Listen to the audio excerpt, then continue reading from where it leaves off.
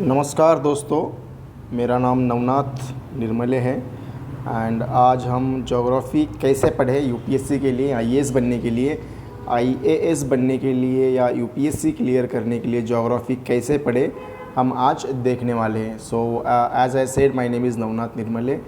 4 साल का एक्सपीरियंस है मुझे as a faculty of geography. मैंने दिल्ली में पढ़ाया, जम्मू एंड कश्मीर में पढ़ाया, इंदौर मध्य प्रदेश में पढ़ाया और online on different platforms I am teaching geography. तो आपको डेफिनेटली मेरे एक्सपीरियंस का, मेरे स्ट्रैटेजीज़ का आपको बहुत फ़ायदा होगा। तो चलो हम आगे देखते हैं। So first of all, what to study in geography. Geography में क्या पढ़ना चाहिए, यूपीएससी क्या चाहता है कि आप कौन सी चीज़ें पढ़ें। क्या हमें ह्यूमन जोग्राफ़ी पढ़ना है या इकोनॉमिक जोग्राफ़ी पढ़ना है, फिज़िकल जोग्राफ़ी पढ़ना है, क्या क्या पढ़ना है इसमें। What to study in geography, इसका मतलब ये बनता है कि syllabus, what exactly is the syllabus of geography। हमें ज्योग्राफी का सिलेबस देखना है। So let's move forward. ये देखो दोस्तों, मेंस का जो सिलेबस है ज्योग्राफी मेंस का, अभी हम देखते हैं एक एक करके। देयर आर 3 मेजर टॉपिक्स, एक है फिजिकल ज्योग्राफी, एक है इकोनॉमिकल ज्योग्राफी एंड तीसरा है combination of what physical geography climatology, that is a climate change. Okay, अब देखो क्लाइमेट चेंज तो होना ही है, ह्यूमंस का इंटरफेरेंस जो इतना बढ़ गया है तो क्लाइमेट चेंज तो होना ही है। ओके, तो ये भी हम देखने वाले हैं। सो फिजिकल ज्योग्राफी में हम देखेंगे silent features of the world geography. Okay, silent features और the salient features of the world geography और the physical geography. So world के जो फिजिकल ज्योग्राफी है, लाइक एटमॉस्फियर होगा, आपका हाइड्रोस्फीयर होगा, लिथोस्फीयर होगा, ये जो सारे स्फीयर्स है उसके फीचर्स क्या है हमें इन डिटेल में देखना है उसको। नेक्स्ट टॉपिक ऐसा कि important geophysical phenomena such as earthquake, tsunamis, volcanoes and also cyclones. तो अर्थक्वेक पता होगा आपको, लास्ट महीने में शायद दिल्ली में अर्थक्वेक आया था। साइक्लोन की बारी अब है तो western coast of India, that is Mumbai and Kerala. Nisarga नाम का, कौन सा नाम है उसका, निसर्ग नाम का एक साइक्लोन हिट हुआ है।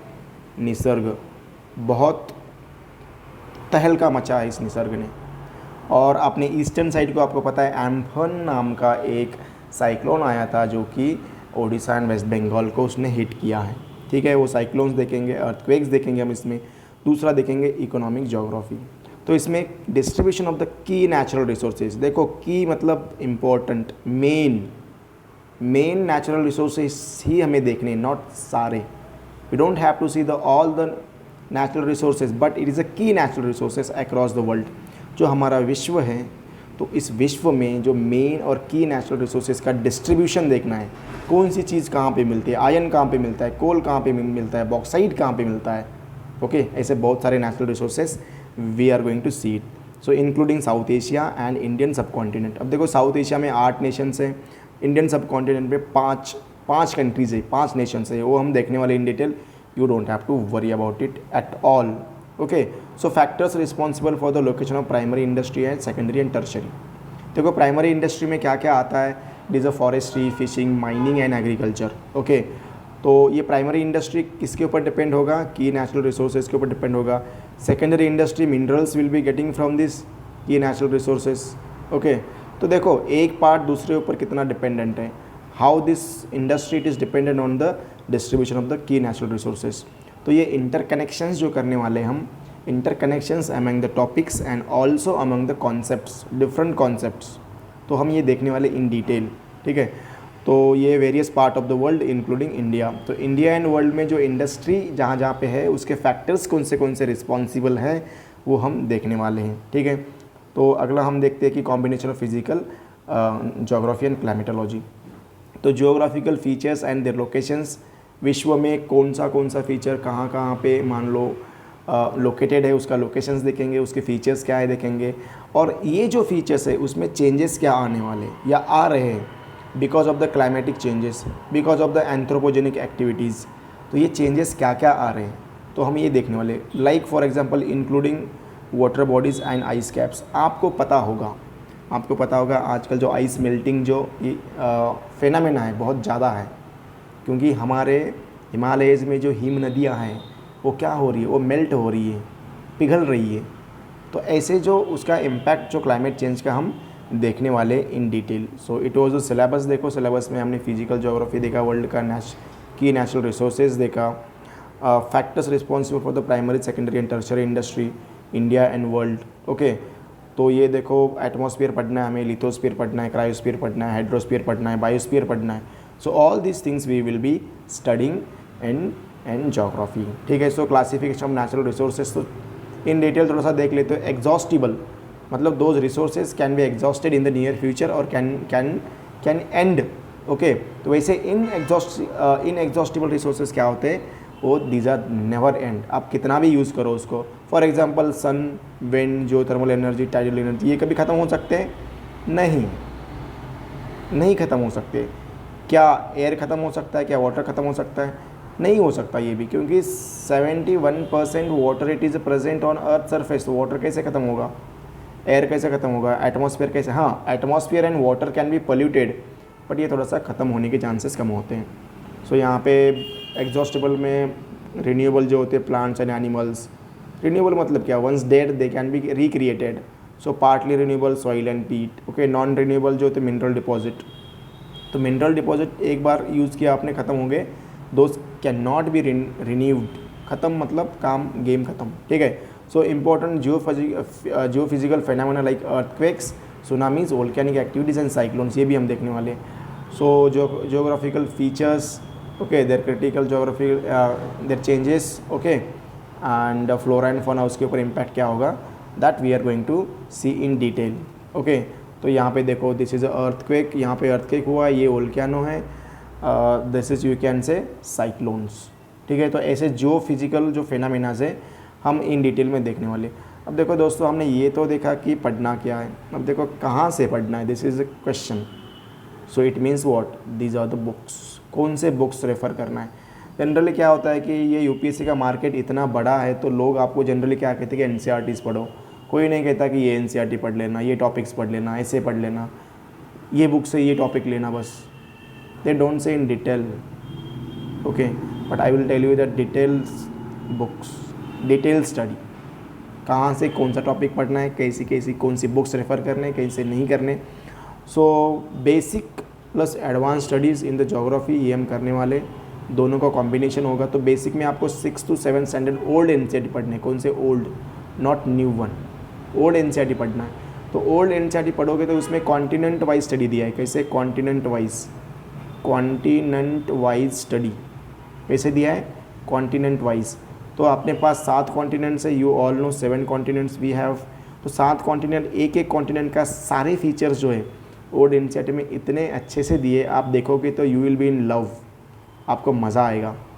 ठीक है, तो next will see what it is 9 to 12 new NCERT जो अभी चल रहे हैं, उसको पढ़ लेना। ओके, जब हम कोर्स ज्वाइन करेंगे आप लोग, जब हम नया कोर्स स्टार्ट करेंगे, ये तो आपको मैं हर चीज़ एक टॉपिक वाइज बता दूंगा। ठीक है, तो एडवांस स्टडीज़ के लिए कौन से, जीसी लियोंग थोड़ा सा पढ़ना है, not all the topic, all topics पढ़ने नहीं है इसमें, ऑल पढ़ने नहीं है। Reference books, these are the reference books, मतलब उसको रेफ़र करना है, we don't have to read all the books. Okay, Majid Hussain को भी रेफ़र करना है, कुरुक्षेत्र मैगज़ीन, इसको थोड़ा सा हम डिटेल में पढ़ेंगे। ओके, इसका रेफरेंस बहुत अच्छा होता है, this is a government document, इसको गवर्नमेंट पब्लिश करता है, गवर्नमेंट ऑफ इंडिया, तो इसको पढ़ना ज़रूरी होता है। इसका language, it is very good language.